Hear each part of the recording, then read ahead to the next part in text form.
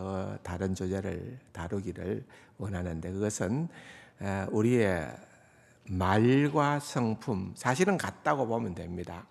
우리가 속에 있는 그러한 것으로부터 밖으로 표현이 되어지는, 또 우리가 결국은 점점 나이가 들어갈수록 우리의 인격은 말로 표현될 것 아니겠습니까? 그래서 그런 어떤 성품 또는 품성 다 괜찮을 것 같아요. 그런데 어쨌든 우리의 말과 품성이 바뀌어져 가는, 변화되어져 가는 그런, 어떻게 변해야 될까요? 그것은 뭔가 우리 주님을 닮아가는 그런 모습으로 변화되어져 가는 그 모습이 우리가 성숙해져 가는 모습이고 달라져 가는 모습이다. 쉽지는 않습니다. 제가 가만히 생각을 해보니까 우리 세강교회 온 지도 근 한 20년 가까이 되어 가고, 또 제가 목회를 한 지가 한 40년 가까이 되어지는데, 지난 날들을 이렇게 생각을 해보면서 많은 얼굴들이 떠올려집니다. 근데 대체적으로 보면은 20년 전에 여러분들의 모습이나 또 저의 모습이나 또 별반 차이가 나지 않는다라는 것을 보게 됩니다. 물론 생물학적으로는 많은 변화가 있을 수 있겠지만은, 우리가 지금 그런 얘기를 나누는 것이 아니고 얼마나 더 성숙해져 가느냐. 그런데 참 쉽지는 않아요. 그래서 어떤 분은 얘기하기로 인간 못된 것은 천 없어도 안 바뀐다. 그렇게까지 아주 고집하는 분들이 있습니다. 근데 일면은 또 동의를 할 수도 있는 그런 우리의 현실이지만은, 그러나 그건 좀 잘못된 그런 결론이지 않을까 생각을 합니다. 바뀌지 않는다면은 우리가 이런 주제를 다룰 이유가 없는 거죠. 바뀌는 겁니다. 나로서는 안 되지만은 내 의지와 내 노력과 내가 그 무엇을 함으로써 바뀌는 것은 아니지만은 우리는 변화될 수 있고 변화되어야 하고 그런 모습으로 점진적으로 나아가는 그런 과정에 있다라고 하는 것을 우리가 믿어야 됩니다. 그래서 오늘 한편으로는 굉장히 무거운 주제인 것 같아 보이지만은, 우리에게 정말 이것은 그 의미를 깊이 알기만 하면은 참으로 소망스러운 주제다, 그렇게 생각을 하면서 이제 오늘 이 말씀을 좀 나누어 보려고 합니다. 로마서에 보면은 이런 말씀이 있습니다. 우리가 알거니와 하나님을 사랑하는 자, 곧 그 뜻대로 부르심을 입은 자들에게는 모든 것이 합력해서 선을 이룬다. 그런 말씀이 있습니다. 8장 28절이죠. 그런데 그 다음 귀절을 가서 보면은, 그렇게 하나님의 뜻대로 부르심을 입은 자들에게 말씀하시기를, 하나님께서 미리 아신 자들을 또한 그 아들의 형상을 본받게 하기 위하여 미리 정하셨으니. 신학적인 용어로 말하면은 미리 안다는 말은 예지라는 말이 예지, 그리고 미리 정했다라고 하는 말은 예정이라는 것입니다. 하나님의 뜻대로 저와 여러분들을 미리 알고 미리 하나님의 자녀로 정했는데, 그 목적이 뭐냐? 29절에서 선명하게 밝혀졌죠. 뭐라고 얘기를 하고 있습니까? 그 아들의 형상을 본받게 하기 위해서다. 그 아들의 형상. 누굽니까? 예수 그리스도를 닮아가도록, 그 말이죠. 예수 그리스도를 닮아가도록 미리 아시고 또한 미리 정하셨다. 이것이 우리를 향한 놀라운 하나님의 계획이다 그랬습니다. 지난 주일에도 그런 말씀을 좀 드렸습니다마는 우리가 사도 요한을 통하여서 예배의 문제를 다룰 때에 하나님께서는 우리는 될 수도 있고 안 될 수도 있지만은 사도 요한을 통해서 주신 말씀은 마땅히 될 일들이라 그랬습니다. 미래이지만은 그것은 하나님은 그것은 마땅히 당연히 100% 그 말이지요. 그러므로 하나님의 계획은 온전합니다. 이사야서 46장에 보면은 나는 하나님이라 나 외에는 다른 이가 없다. 나는 하나님이라 나 같은 이가 없다. 하나님께서 자기 선언을 하셨죠. 그러면서 내가 시초부터 종말을 알리며 아직 이루지 아니한 일을, 미래 일이라는 말입니다. 아직 이루지 아니한 일을 옛적부터 보이고 이러기를 나의 뜻이 설 것이니. 이해가 되십니까? 아직까지 이루어지지 않은 그 일이지만은 이것이 반드시 이루어진다는 말입니다. 나의 뜻이 설 것이다 이 말입니다. 계속해서 10절 하반부에 보면 나의 뜻이 설 것이니 내가 나의 모든 기뻐하는 일을 이루리라. 내가 나의 모든 기뻐하는 일을 이루리라. 다시 말하면 하나님께서 계획하신 것. 여러분 다시 로마서 8장으로 돌아가면은 하나님께서 미리 아시고 미리 정하시고 우리를 하나님의 자녀 삼으시고 그것은 우리로 하여금 하나님의 그 아들의 형상을 본받게 하기 위함이다라고 하는 그 하나님의 계획은 따라합시다. 반드시 이루어집니다. 근데 그게 이루어지는 주도권이 누구에게 있는 겁니까? 내가 노력하고 내가 이렇게 하니까 그렇게 닮아간다는 것이 아니라 그 주도권은 하나님께 있다는 거예요. 하나님께서. 내 의지에 있는 것이 아니고 하나님께 있다는 거예요. 하나님께서 하시니까 소망이 있다는 겁니다. 믿으십니까? 내가 안 변해. 저 사람을 봐도 진짜 안 변하는데 죽을 때는 변할란가 모르겠네. 여러분 그렇게 너무 부정적으로 봐서는 안 돼요. 누가 하신다고요? 내가 하는 게 아니고 누가 하신다고요? 하나님이 하시기에. 하나님께서 주도권을 갖고 계시고 하나님께서 우리가 우리 자신을 보면은 불가능하고 우리의 모습을 보면은 참으로 잘 알잖아요. 절대로 그럴 수 없는 존재라는 것을.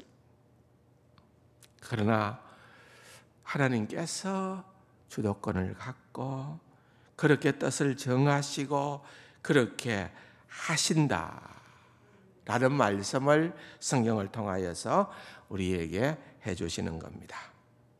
자, 하나님께서 그 아들의 형상을 본받게 하기 위해서 우리를 택했습니다. 그 다음에 택하고만 놓고 가만히 있는 것이 아니라 하나님께서 주도권을 갖고 그 일을 하시겠다예요. 하신다는 말이에요. 그러면은 여러분 우리가 누구에게 그 성품을 배워야 할까요? 그건 두말할 나위도 없이 예수 그리스도입니다.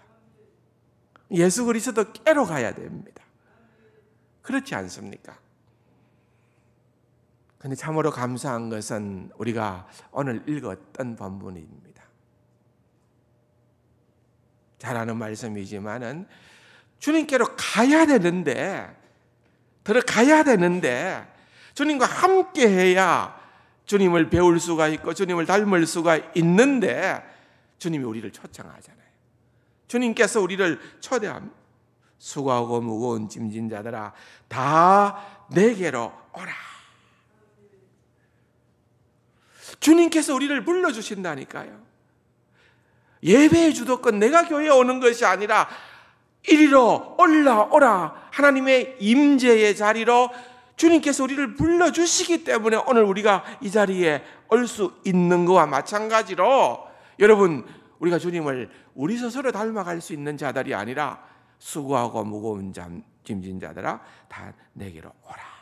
주님께서 우리를 초대해 주시니까, 주님께서 우리를 그렇게 불러주시니까 여러분, 우리에게 소망이 있다는 것입니다. 그러면서 주님 말씀하십니다. 나는 마음이 뭐하고? 온유하고, 따라합시다. 온유하고 겸손하니 내 멍에를 메고 내게로 와서 배워라. 자, 주님께서 나는 내 마음은 온유하고 겸손하다. 그러면서 우리가 먼저 그런 말씀보다도 하나 더 앞에 생각할 것은 내 멍에를 메고 그랬습니다. 여러분, 멍에 아시죠? 멍에. 짐승이 매는 겁니다. 그런데 멍에를 맨다는 말의 의미는 어떤 의미일까요? 멍에를 맨다는 말의 의미는 다른 의미가 있는 것이 아니라 주인이 있다 그 말입니다. 주인이 있다. 그러므로 여러분, 우리의 인생은 내가 주인이 아니에요. 주인이 따로 있어요. 우리 주님이 계시는 거예요. 하나님께서 우리 인생의 주인으로 우리를 주도해 나가다고 우리를 그렇게 맡겨야 됩니다. 내가 주인이 아니라는 거예요. 내가. 자, 보세요. 예수 그리스도 이 땅에 오셔서 주님이 멍에를 지셨다는 그 말은 주님께서 내가 내 인생에, 내가 구원 사역의 모든 것을 내가 주도하고 내가 하겠다는 것이 아니라 멍에를 메었다는 말은 주도권은 하나님께 줬다는 거예요. 하나님께서 시키시는 대로 나는 거기에 순응하겠다. 나는 거기에 순종하겠다. 어떠한 상황 가운데에서도 나는 거기에 철두철미 따르겠다. 겟세마네 동산의 기도를 기억하시지 않습니까?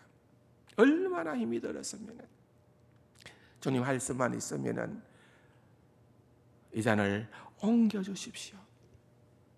얼마나 힘들었습니까? 그렇게 피를 토하듯이 간절히 하나님께 호소를 하면서도 자신의 본분을 잊지 않았습니다. 그게 뭡니까? 내 원대로, 내 뜻대로 마시고 아버지의 원대로 하옵소서. 여러분, 이게 바로 온유와 겸손입니다.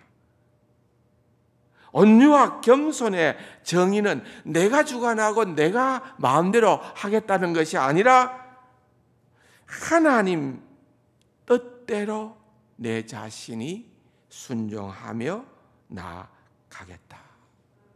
하나님의 뜻을 너무나도 힘들지만은, 너무나도 나는 싫지만은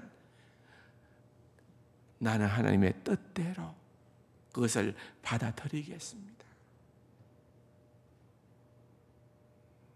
그것이 온유요. 같은 말이에요. 그것이 겸손이라. 우리는 동양적 사고를 가지고 있기 때문에 온유라고 할 때는 뭔가 그냥 부드러운 사람, 유약한 사람, 겸손. 이거 하실래요? 올 한 해는 성가대 하시고요. 올 한해 교사 하시고요. 이렇게 좀 소개해 주실래요? 나는 아직까지 자격이 없어서요. 여러분, 그런 것들은 겸손해서라기보다는 사양이라는 용어가 더 어울리는 말이죠. 겸손이 아니에요. 헬라 말에 프라우스라고 하는 온유하다라는 말은 다른 뜻이 있는 것이 아니라 야생마가, 정말 거친 야생마가 정말 힘 있는 야생마가 잘 조련하는 그런 조련사에 의해서 완벽하게 길들여진 그런 말이 될 때에 그것을 프라우스라고 그렇게 얘기를 했어요. 온유하다. 힘은 있는데 그 힘이 통제되었다는 거예요. 힘은 있는데 그것이 잘 조절되어져 있다. 그 말입니다. 갈라디아서 5장에 보면 성령의 열매를 얘기합니다. 사랑과 희락과 화평과 오래 참음과 자비와 양선과 충성과 온유와 절제다 그랬는데 여러 차례 말씀을 드렸습니다마는 이 9가지 열매를 기록을 하면서 열매들이라고 하지 않고 열매들이라 하지 않고 열매라 그랬습니다. 열매 단수를 썼어요. 그 이유가 무엇인가 하면은 이것은 각각의 주제가 아니라 한 인격 속에서 유기적으로 맺어져야 할 그런 덕목이기 때문에 그렇다. 그 말이에요. 이 9가지가 각각이 아니라는 거예요. 각각이 아니라는 말은 내가 온유하면서 오래 참지 못한다. 내가 온유하면서 분노한다. 이게 말이 안 된다는 거예요. 이게 유기적으로 다 엮여서 하나로 드러나게끔 되어졌다는 거예요. 그래서 이런 성령의 열매, 9가지 열매를 또 압축하고 압축하여서 우리 예수님은 나는 마음이 온유하고 겸손하니 온유와 겸손으로 그것을 정의를 내리고 있는 것입니다. 온유라고 하는 것은요, 우리 인생의 수많은 정말 지금까지 살아오시면서 예상하지 못했던 그런 삶의 그런 인생의 파도들이 쳐왔잖아요. 바다에 가서 물끄러미 한번 파도를 보십시오. 같은 모양의 파도가 하나라도 있습니까? 없어요. 다 크기도 다르고 모양도 다른 파도가 끊임없이 들어오잖아요. 그럴 때에 우리 인생에 그런 파도가 칠 때에 여러분 그것을 덤덤하게 주님의 뜻으로 받아들이고 수용하고 순응하는 삶의 태도를 성경은 온유하다, 겸손하다 그렇게 얘기하는 것입니다. 신학자 앤드류 머레이라고 하는 유명한 신학자가 있는데 그가 그의 책에서 겸손이라고 하는 단어를 정의하기로 한번 읽어보면 좋겠어요. 이것은 여러분 반드시 기억하고 가시면 좋겠어요. 한번 같이 읽어볼까요? 겸손이란 내게 일어난 일에 대해서 이상하게 생각하지 않는 삶의 태도를 말한다. 뭐라고요?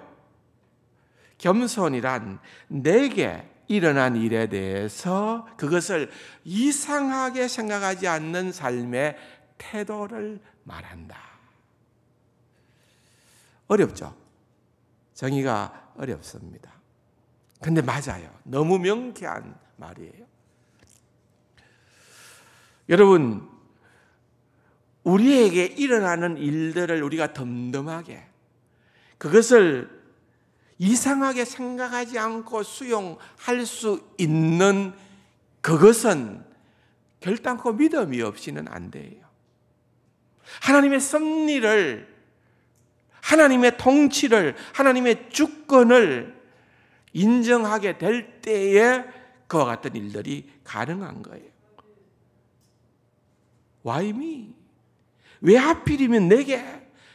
저 사람도 아니고 왜 하필이면 내게 이런 엄청난 일이, 이런 험악한 일이, 이런 말도 안 되는 일들이 일어나느냐. 막 분노가 쌓이고 화가 나고 그것은 하나님을 인정치 않는 태도예요. 겸손한 자의 태도가 그럴 수가 없다는 거예요. 누군가가 얘기하기로 화를 낼 때 누군가 자기가 화를 내면서 거울을 안 보래요. 거울을 보면서 화를 내면은 두 번 다시는 화를 내지 않게 된다. 거울 속에 비치는 화를 내는 자기의 모습이 얼마나 아닌 모습이라는 것을 알게 된다는 것입니다. 결국은 수용성입니다. 그렇다고 한다면 하나님께서 우리를 온유하고 겸손하게끔 하기 위해서 사용하시는 그런 도구들이 있는데 이게 굉장히 중요해요. 꼭 알아야 돼요. 세 가지를 말씀을 드릴게요. 첫 번째는 따라할까요? 성경입니다. 성경이요. 따라합시다. 성경이죠. 디모데후서 3장에 보면은 그런 말씀이 있지 않습니까? 모든 성경은 하나님의 감동으로 된 것으로 교훈과 책망과 바르게 함과 의로 교육하기에 유익하니. 여러분, 우리를 정말 우리의 그 모난 성품, 우리의 죄된 성품, 우리의 정말 다듬어져야 될 그런 각종 우리의 본성들을 결국은 깎고 그렇게 가지고서 온전하게 만들 수 있는 가장 귀중한 도구는 말씀이라는 거예요. 말씀으로 변화될 수 있다는 거예요. 하나님의 말씀은 운동력이 있습니다. 그러므로 그 말씀을 통하여 하나님께서 주도권을 갖고 계심으로 우리를 변화시킬 수 있다. 아멘이십니까? 그래서 말씀을 가까이 하십시오. 말씀을 많이 듣고 많이 읽고 많이 외우고 많이 공부하고 그 말씀이 너무나도 우리에게 소중한 거다라고 하는 것을 여러분들이 꼭 좀 아시기를 원해요. 두 번째로는 그 성경을 통하여 이제 우리에게 분별력을 주십니다. 분별력. 우리 장로님도 그렇게 기도하셨습니다마는 성도들에게나 또는 모든 사람들에게 있어서 가장 필요하고 중요한 덕목 가운데 하나는 바로 이런 분별력입니다. 우리가 잘 분별할 수 있는 그런 은혜가 있어져야 합니다. 그런 가치관을 갖기를 원합니다.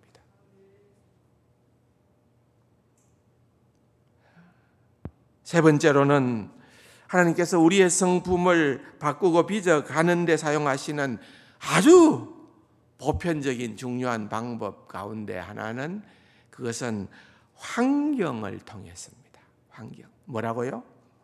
환경. 여러분, 우리 각자가 처해져 있는 환경 말입니다.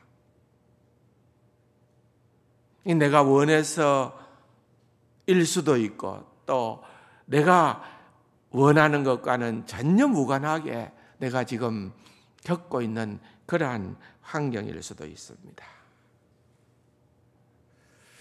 성경에 보면은 그런 환경들을 통하여서 변화되어진 그러한 모습들을 우리에게 많이 주고 있어요. 구약성경 족장시대의 창세기의 말씀을 가서 보면은 여러분 아브라함도 그런 대표적인 자 가운데 한 사람 아닙니까?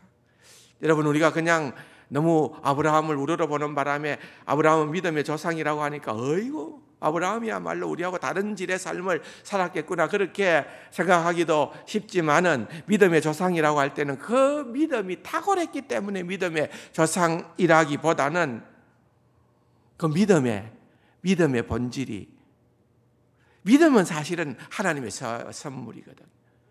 그 하나님의 선물임을 가장 잘 드러낼 수 있는 인물로 하나님께서 아브라함을 정하셨기 때문에 그래서 아브라함이 믿음의 조상이 된 거예요. 11장에 갈대아우르에서부터 그렇게 하나님의 부름을 받아서 나와서 그 아브라함의 생애에 보면은 참 유치찬란한 그러한 비겁한 행동들이 성경이 가감없이 기록을 하고 있는 이유가 뭘까요? 여러분, 아브라함도 별 수 없는 우리와 같은 성정을 가진 자였다는 것을 보여주기 위해서요. 그러면서 그런 일들이 환경을 통하여 자꾸 조금씩 바뀌어져 가서 결국은 창세기 22장에 가면은 아들을 하나님 앞에 내어놓는, 그것도 사랑하는 자 독자 이삭을 하나님께 내어놓는 그 자리에까지 이루어지는 거예요. 환경. 계속 요즘 우리가 새벽에 큐티를 하면서 이제는 지나갔습니다만 이 창세기를 다 보면서 느끼는 것 가운데 하나가 그런 것 아니겠습니까? 그 뒤로 보면은요, 여러분 정말 처절하게 자기중심적으로 살았던 그런 야곱의 변화되는 모습. 나중에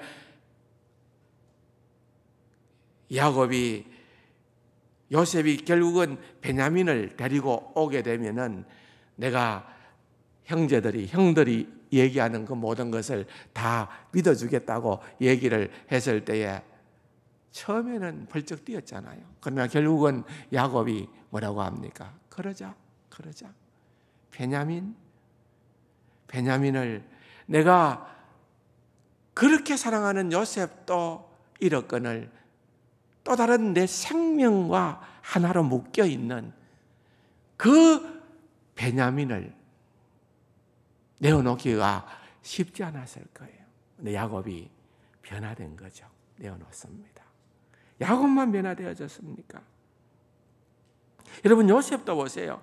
요셉도 진짜 멋있는 인물로 결국은 소개되어지고 있는데 그가 사실은 처음에는 좀 철도 없었습니다. 자기 자랑도 많이 했고 뭐 잘난 자세 옷도 입고 편애를 받았고 그러다가 보니까 형들의 미움을 사서 졸지에 17살의 나이에 죽을 뻔하다가 애굽으로 팔려가게 됩니다. 그러다가 결국은 가서는 안 될 장소인 감옥에까지 갇힙니다. 그런데 꿈을 해석해 주는 바람에 역전의 드라마가 일어나고 그가 총리가 됩니다. 하나님이 그렇게 하셨군요. 요셉이 총리가 되었으니까 여러분, 요셉의 절정은요 총리가 되는데 거기가 아니에요. 그렇게 생각하시면 여러분 아직 성경을 반밖에 이해를 못하신 거예요. 요셉의 생에 있어서 절정은 그 형들을 만남에 있는 거예요. 어느 날 가나안에 기근이 들게 되어지고 그래서 먹을 것 때문에 그 형들이 정말 요셉이 총리가 된 줄도 모르고 그 총리에게 와서 그 발 아래에 무릎을 꿇게 되어지자 여러분, 그동안에 혼란스러웠던 요셉의 그 모든 생애의 조각들이 뻥 뚫리면서 하나의 퍼즐이 완성이 되어지는 겁니다. 하나님이 이렇게 하기 위해서 나를 먼저 보냈었구나. 하나님께서 더 큰 구원을 이루어 내시기 위해서 내가 팔려온 자가 아니라 내가 먼저 온 자였구나. 고난의 환경을 통하여서 요셉이 그렇게 변화되고 성숙되어져 가는.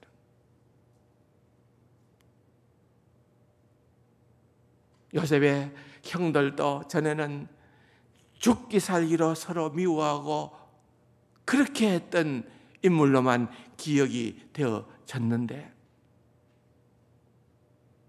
베냐민을 데려오라고 하니까 요셉이 그들의 언어를 알지 못한다고 생각해서 자기들끼리 그냥 얘기를 하는 가운데 보니까 예전에 형들의 모습이 아니더라고요. 심지어는 유다는 나를 벌모로 삼아서 다 이 모든 일들이 진행되게끔 해달라. 형들도 변화된 거예요. 그동안 세월이 흐르면서 그 요셉을 그렇게 팔아 넘김으로 말미암아 정말 아파하는 야곱을 보면서 그들이 어떤 생각을 했을까요? 우리가 미쳤지. 우리가 왜 이런 못된 짓을 해서 아버지의 가슴에다가 대못을 박았느냐. 그들은 탄식하고 뉘우쳤던 거예요. 그런 모습들이 성경에 나타나는 거예요. 결국은 뭐예요? 하나님께서 변화를 주도하시는 데에 환경이라는 도구를 사용하시더라, 그 말이에요. 이런 예들을 성경에서 들라고 하면은 정말 너무너무 많습니다. 오늘 이 시간에 이 자리에 여러분 자신의 형편과 처지에 대해서 너무나도 이해가 안 되고 너무나도 속상하고 너무나도 말할 수 없는 분노로 채워져 있는 그러한 분들이 계신다고 하면은 여러분, 이 모든 것들이 하나님께서 우리를 성숙시키는 그러한 도구로 하나님께서 행하신다. 믿으시기 바랍니다. 믿으시기 바랍니다.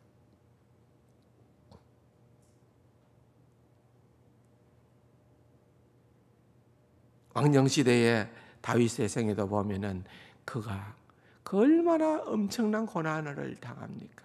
사울왕으로부터, 심지어는 그의 아들 압살롬으로부터 이런 말할 수 없는 고난과 참으로 불이익을 당합니다.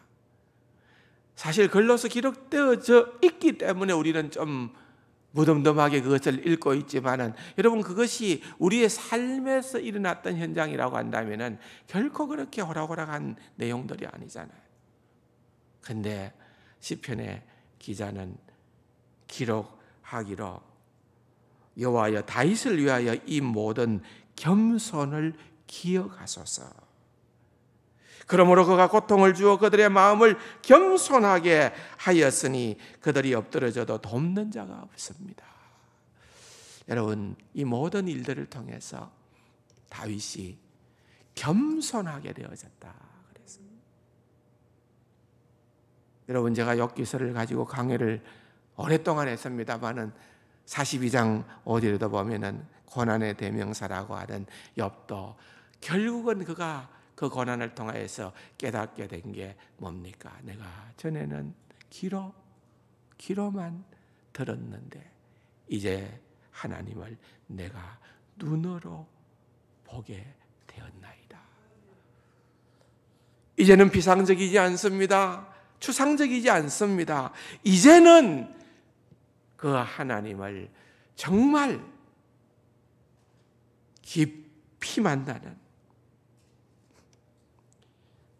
놀라운 자리에 이르게 된 것입니다. 그러므로 여러분, 온유와 겸손의 정의가 뭐라고 했다고요? 내게 일어나는 일에 대해서 이상하게 여기지 아니하는 태도. 아직도 이상하게 여기십니까? 아직도 여러분들의 삶에 퀘스천 마크를 던지고 살아가십니까? 물론 이 한 주간에도 이 자리를 놨으면은 여러분 정말 말할 수 없는 힘든 상황 때문에 비명을 지를 수도 있고 남모를 눈물을 쏟아야만 되는 그러한 상황 가운데 있을 수도 있는 성도님들 계시지요. 많은 주님, 나 자신은 할 수 없습니다.